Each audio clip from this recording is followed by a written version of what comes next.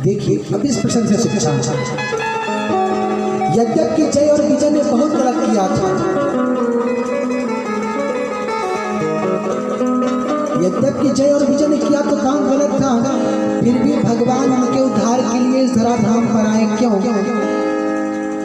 क्योंकि द्वारपाल हरि के प्रिय दोनों, ये दोनों बहुत प्रिय थे। प्रसंग से शिक्षा कि कोई अपना जिसने आपको बहुत प्रेम किया हो, कभी कोई गलत काम करते, कभी कोई गलत बात करते तो उसको छोड़ना नहीं चाहिए। क्यों? कि उसने आपको प्रेम बहुत किया है, दो चार बात अगर खरी खोटी सुना देता है तो कभी उसका परित्याग नहीं करना चाहिए। कहते एक शायर ने कहा कि तुम्हें मोहब्बत ही नहीं थी वरना महबूब तो कमियों के साथ स्वीकारे जाते हैं। अपना कोई हो, कहते हैं जब प्रेम होता है तो व्यक्ति को अवगुण दिखाई नहीं पड़ता। भगवान ने विचार किया कि जय और विजय ने मेरी बहुत सेवा की है, ये मेरे बहुत प्रिय हैं, इसलिए इनके उद्धार के लिए हम स्वयं अवतरित होंगे। और भगवान उनके उद्धार के लिए इस धराधाम पर आते हैं। भगवान के कई रूप होते हैं, जय विजय के कई रूप होते हैं। वही जय विजय हिरणाक्ष हिरण्यकश्यप बनते हैं, भगवान उबारा और नरसिंह रूप धारण करके उनका उद्धार करते हैं। फिर वही जय विजय शिशुपाल और दंतवक्र बनते हैं, भगवान कृष्ण अवतार धारण करके उनका उद्धार करते हैं। वही जय विजय रावण कुंभकर्ण बनते हैं, भगवान रामा अवतार धारण करके उनका उद्धार करते हैं। आगे कथा आती है वृंदा की, जलंधर की पत्नी है। वृंदा जलंधर समुद्र का पुत्र है और राक्षसों ने एक बार जलंधर से कहा कि जलंधर तुम्हारे बल पौरुष को धिक्कार है, देवता समुद्र मंथन करके तुम्हारे यहाँ से सब कुछ लेके चले गए, आप कुछ कर नहीं पाए।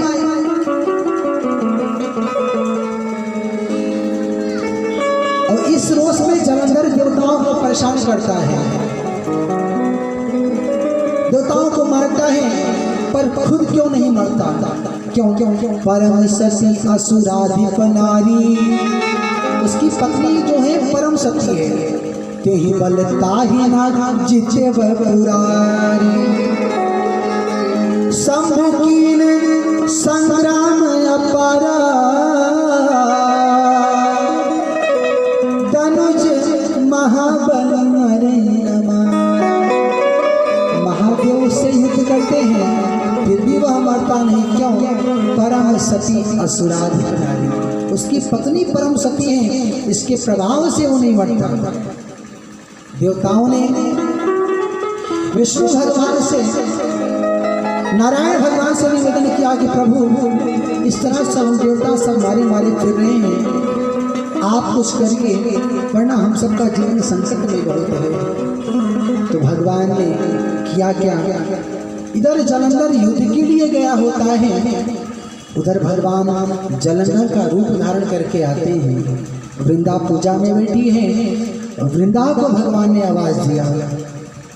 वृंदा ने विचार किया कि मेरे पति आए हैं, मेरे पति आए हैं, पूजा छोड़ के वो उठ के आती है। और जैसे ही भगवान के चरण का स्पर्श होता है, वृंदा का सतीत्व भ्रष्ट होता है, टूटता है। उधर जलंधर मारा जाता है। वृंदा को जब इस बात की जानकारी मिलती है तो वृंदा बहुत क्रोधित होती है। वृंदा ने कहा, आपने मेरे साथ जड़ता का कार्य किया है, मैं आपको श्राप देती हूँ कि आप पत्थर बन जाओ। भगवान पत्थर बन जाते हैं। नारद जी लक्ष्मी से कहते हैं देवी बहुत गजब हो गया, वृंदा ने तो आपके पति को पत्थर होने का श्राप दिया। लक्ष्मी की रोती विलकती आई, वृंदा को श्राप देती है कि तुमने मेरे पति को पत्थर बनाया है, मैं श्राप देती हूँ तुम लकड़ी बन जाओ। लक्ष्मी जी बहुत विलाप करती हैं, वृंदा भी रोती है। बाद में वृंदा को मालूम चलता है कि जो लक्ष्मी है ये जलंधर की बहन थी, सिंधु सुता प्रियकंता। तो का नियम है, कोई भी बहन बेटी कभी खाली हाथ नहीं जाया करती है। मैं आपके पति को शाप मुक्त करती हूँ। वृंदा भगवान को शाप मुक्त करती हैं। भगवान सदेह में आते हैं। भगवान ने वृंदा से कहा, वृंदा तुम्हारा श्राप व्यर्थ नहीं जाएगा, तुम्हारे श्राप को मैं स्वीकार करता हूँ। आने वाले समय में मेरा पत्थर का एक रूप होगा जिसको भक्त शालिग्राम भगवान के नाम से जानेंगे। बोलिए शालिग्राम भगवान जय हो। और भगवान ने वृंदा से कहा, वृंदा लक्ष्मी ने तुमको लकड़ी होने का जो शाप दिया है, आने वाले समय में तुम तुलसी के नाम से जानी जाओगी। भगवान कहते हैं, कोई मुझे 56 प्रकार के व्यंजन भोग लगावे, पर जब तक उसमें तुम्हारा स्पर्श नहीं होगा, तुलसी दल नहीं पड़ा होगा, उस भोजन को मैं कभी स्वीकार नहीं करूँगा। भगवान कहते हैं, मानसकार कहते हैं, साधु कहते हैं कि जिस प्रकार बिना तुलसी दल के भगवान भोजन को नहीं स्वीकार करते हैं, उसी प्रकार जिस भक्त के गले में तुलसी की माला कंठी नहीं होती, उस जीव को भी भगवान स्वीकार नहीं करते। इसलिए जो भी साधक हैं, भक्त हैं, भगवान की सेवा करने वाले जो भी भक्त हैं, उनसे निवेदन कि गले में कंठी अवश्य धारण करें। भगवान कहते हैं, जब भक्त के गले में, जिस दिन भक्त के गले में कंठी धारण हो जाती है, तुलसी का स्पर्श हो जाता है, उस दिन से उस जीव की रक्षा, उसकी भरण पोषण की जिम्मेदारी हमारी हो जाती है, और उसकी रक्षा मैं किया करता हूँ। इसलिए कंठी अवश्य धारण करनी चाहिए। रसखान जी हुए, ये तो किसी और धर्म से, पर बाद में वो कृष्ण के उपासक हो गए। रसखान जी 100-200 कंठी धारण किए रहते थे। एक दिन राजा ने उनको दरबार में बुलाया कि रसखान, पहले तो ये बताओ कि जो और भक्त हैं वो सब 1-2 कंठी धारण करते हैं, आप ये 100-200 कंठी धारण करते हैं, इसका क्या मतलब है? तो रसखान ने कहा, पहले तो बड़े सुकृति वाले हैं कि जो कृष्ण की सन्निधि में उनका जन्म हुआ है, वो पहले से भाग्यशाली हैं, उनका कल्याण एक कंठी से हो जाएगा। तो रसखान कहते हैं कि 100-200 कंठी पहनने के बाद भी अगर भगवान उस पर कृपा कर दे तो मैं उनकी कृपा मान के प्रसन्न हो जाऊंगा कि वो बड़े दयालु हैं। ये बात सिद्ध हो जाएगी कि बिनु सेवा जो द्रवे दीन पर राम सरिस को नाही, ऐसो को उदार जग में। राजा ने पूछा रसखान से, काकनी से लाम में जो बिसराइयान। राजा ने पूछा, इस्लाम में ऐसी कौन सी कमी थी जो उस धर्म को तुमने भुला दिया? रसखान ने कहा, कमी कोई नहीं थी, बहुत अच्छा है, पर क्या करूं, मन बैरागी हो गया, सुन मुरली की तान। रसखान कहते हैं, वो जब मुरली वो कन्हैया है ना, वो जब मुरली बजाता है तो मेरा मन मेरे बस में नहीं रह पाता, मैं दौड़ता भागता उसके पास चला जाता हूँ, मेरा मन मेरे बस में नहीं रहता। और रसखान कहते हैं कि मैं परमात्मा से निवेदन करता हूँ, हे प्रभु मुझे ऐसी लगन तू लगा दे, मैं तेरे बिना पल ना रहूं। मुझे ऐसी लगन तू लगा दे, मैं तेरे बिना पल ना रहूं। मुझे ऐसी लगन तू लगा दे, मैं तेरे बिना पल ना रहूं। मुझे सब तेरे बिना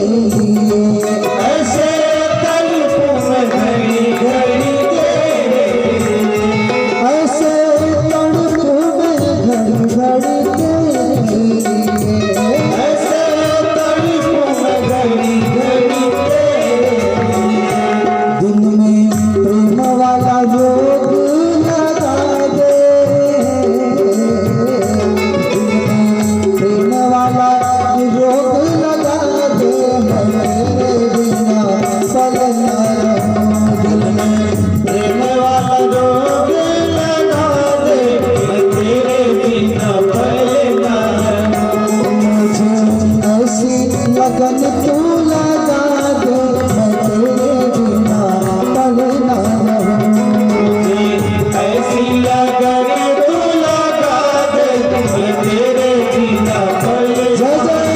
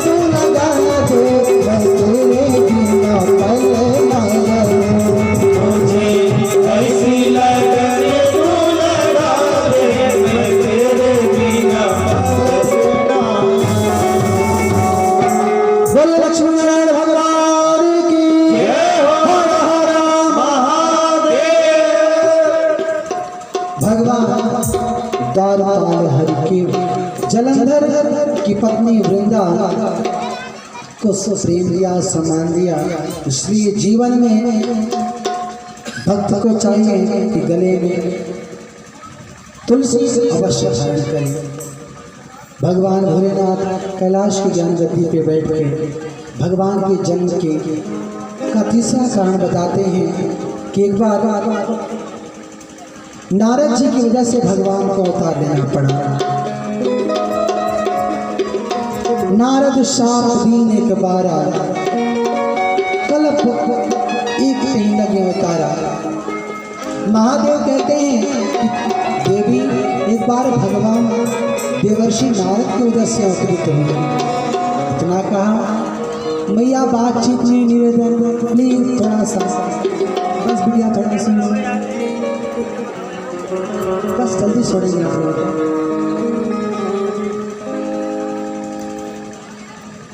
नारद शाप दीन एक बार, नारद को मोह होता है।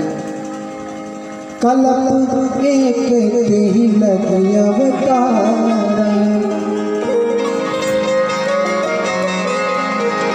गिर जाए चकित भई सोने बानी, गिर जाए चकित भई सोने बानी।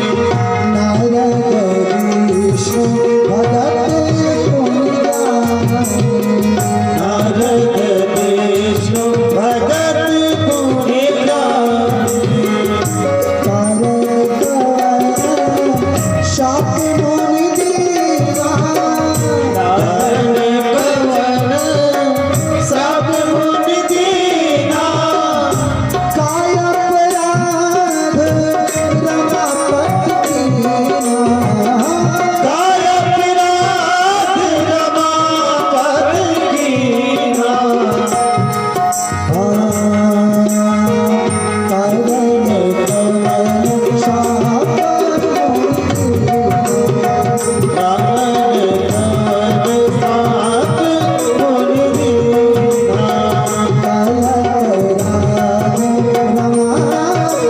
कीना, काय अपराध रमापति कीना। कैलाश की ज्ञान गद्दी पे बैठ के भगवान भोलेनाथ भगवती पार्वती को कथा सुनाते हुए बतलाते हैं, देवी एक बार नारद की वजह से भगवान को अवतार लेना पड़ा। नारद जी पार्वती के गुरु हैं, गुरु के प्रति ऐसी निष्ठा। पार्वती कहती हैं, कारण कवन शाप मुनि दीना, काय अपराध रमापति कीना।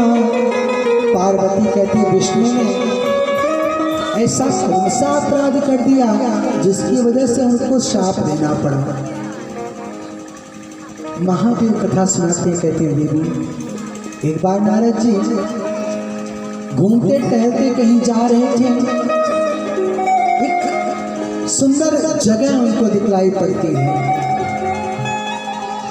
मन में भाव आया कि बैठ के भगवान का भजन करें, पर नारद को श्राप था, एक क्षण से ज्यादा कहीं रुक नहीं सकते थे।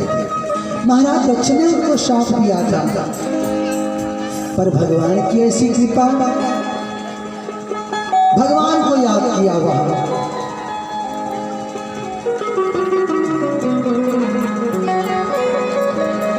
सुमिरत हरि श्राप गति बाधी, सहज विमल मन लागी समाधि।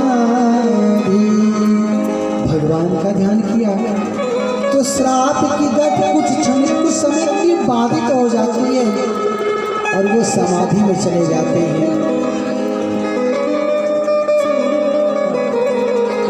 समाधि में जाते हैं तो इंद्र बड़े परेशान हो जाते हैं। इंद्र को लगा कि शायद मेरे सिंहासन के लिए नारद समाधि में बैठे हैं, तो वो कामदेव को भेजते हैं नारद जी की समाधि को तोड़ने के लिए।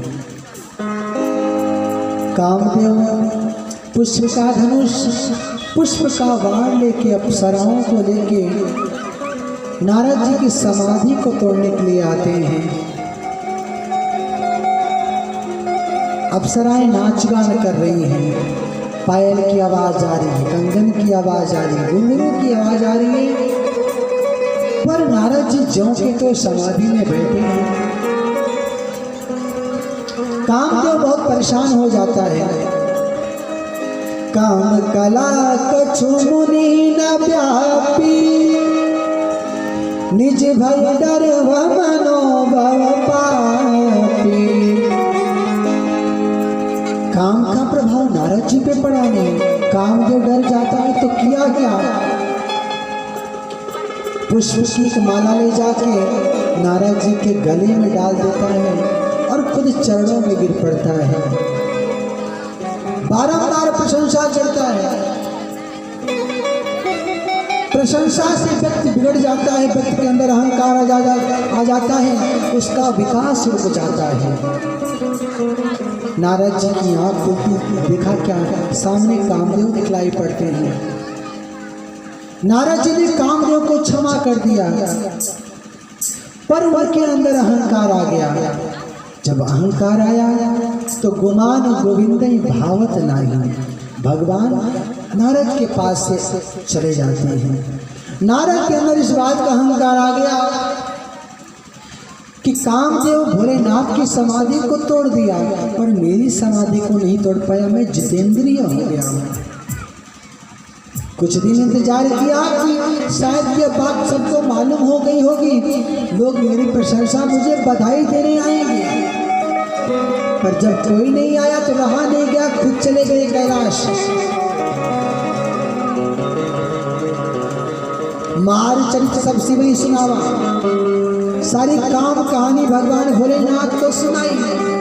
भोलेनाथ से काम, नारद जी कहते हैं कामदेव ने आपकी समाधि को तोड़ दिया, पर मेरी समाधि नहीं तोड़ पाया। भोलेनाथ कहते हैं बाबा हम गृहस्थ हैं, गृहस्थ के ऊपर काम का प्रभाव तो पड़ सकता है, पर आप तो साधु हैं, देवर्षि हैं, आपके ऊपर काम का प्रभाव कैसे पड़ सकता है। नारद जी को लगा कि मैंने काम पर विजय पाया है, यह बात इनको अच्छी लग नहीं रही है। इस अच्छी लगती तो प्रशंसा करते, कुछ कहा नहीं, नॉर्मल ढंग से उसको इधर उधर कर दिया। महादेव ने कहा नारद से कि हमको तो बता दिए हो, पर विष्णु को कदापि नहीं बताना।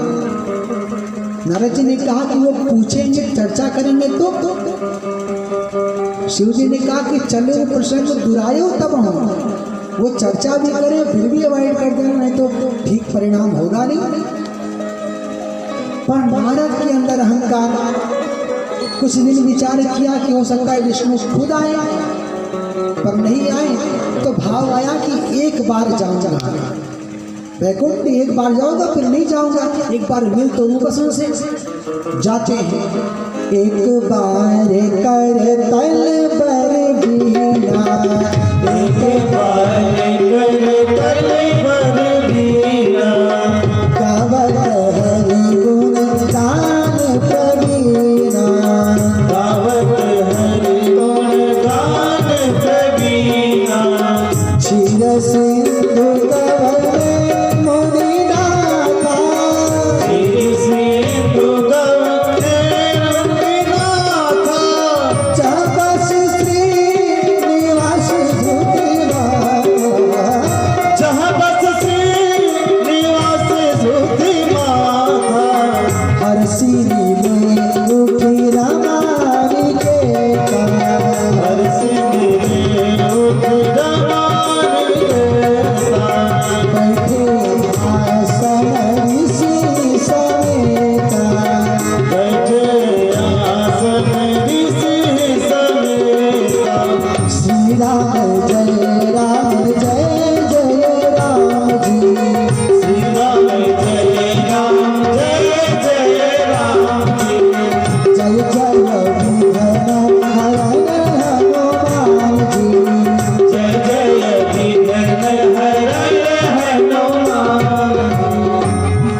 नारद जी वैकुंठ जाते हैं।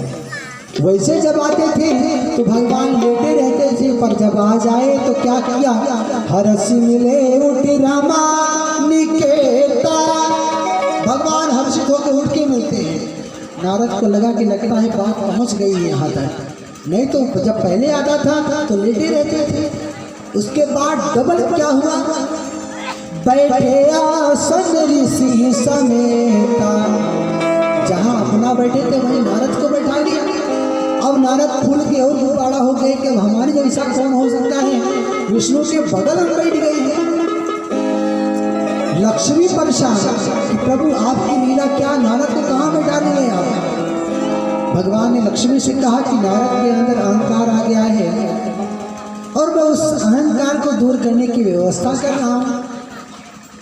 भगवान ने अपनी माया को आदेश दिया, लव निमेश भवन निकाया रचई जासवन शासन माया। माया ने एक नगरी का निर्माण किया और वहां शील निधि राजा को बैठाया गया। उनकी बिटिया विश्वमोहिनी, उनका स्वयंवर रखा गया।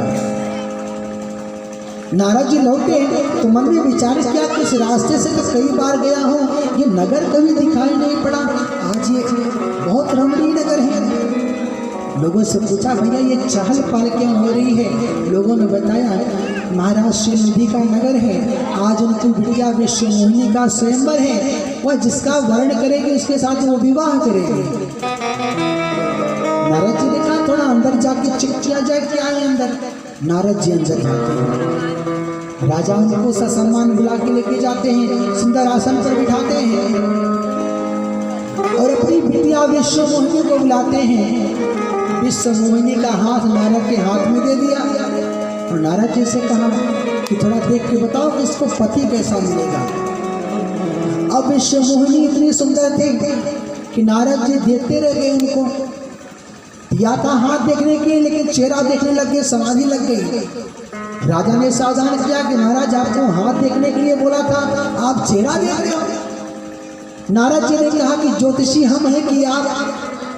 शिवजी ने कहा कि आप। तो नारद जी ने बहाना बनाया कि हमारा नियम है कि हम पहले माथ की रेखा देखते हैं फिर हाथ की रेखा देखते हैं। अब कैसे बताएं।